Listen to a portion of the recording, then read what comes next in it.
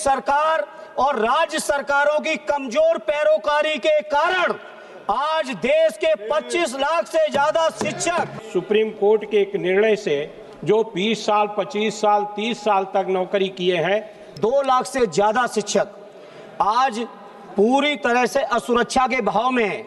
उनको पात्रता परीक्षा न देना पड़े, इसके लिए कानून बनाने का काम करें। ये आपके माध्यम से हमारी मांग है।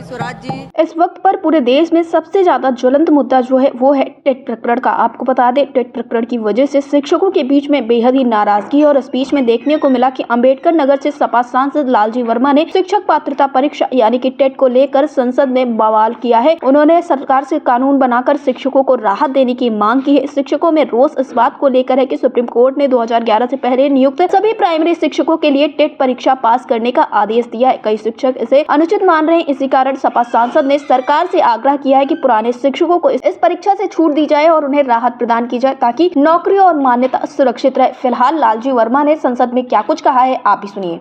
नियुक्त की पात्रता हेतु न्यूनतम योग्यता निर्धारित की गई है। मान्यवर, ये 2010 में योग्यता निर्धारित की गई। इसके आधार पर जो बाद में भर्ती होगी उसके ऊपर वो लागू होगा। लेकिन सुप्रीम कोर्ट के एक निर्णय से जो 20 साल, 25 साल, 30 साल तक नौकरी किए हैं, उनको भी पात्रता परीक्षा देना अनिवार्य कर दिया गया है। जबकि मान्यवर नेट ने, यूजीसी ने निर्धारित किया था डिग्री कॉलेजों में नेट क्वालिफिकेशन जो पहले से अध्यापक थे उन पर लागू नहीं था। उसी तरह से हमारी आपके माध्यम से सरकार से मांग है कि जो ये बाध्यता आ रही है, इसके लिए सदन में कोई कानून बनाकर जिससे जो पहले से कार्यरत अध्यापक हैं उनको पात्रता परीक्षा न देना पड़े, इसके लिए कानून बनाने का काम करें। ये आपके माध्यम से हमारी मांग है। इसके बाद ही देखने को मिला कि आजमगढ़ से सांसद धर्मेंद्र यादव ने भी उत्तर प्रदेश में शिक्षकों की आवाज को बुलंद किया है। उन्होंने क्या कुछ कहा है, ये भी देखिए। अपनी पार्टी के नेता आदरणीय अखिलेश यादव जी की ओर से जिस तरह से टीईटी के माध्यम से पूरे देश के तकरीबन 25 लाख और अकेले उत्तर प्रदेश के 2 लाख से ज़्यादा शिक्षक आज पूरी तरह से असुरक्षा के भाव में हैं। सभापति जी, अनिवार्य शिक्षा अधिनियम 2009 के आने के बाद ये तय हुआ कि टीईटी की परीक्षा के बाद ही कोई शिक्षण कार्य कर पाएगा। लेकिन उससे पहले के लिए प्रावधान रहा कि जो पहले के जो शिक्षक हैं उनको ये परीक्षा पास किए या नहीं किए, या उस समय की जो सेवा शर्तों के अनुरूप जो नियुक्ति मिली है उसी के अनुरूप वो सेवाएं करेंगे।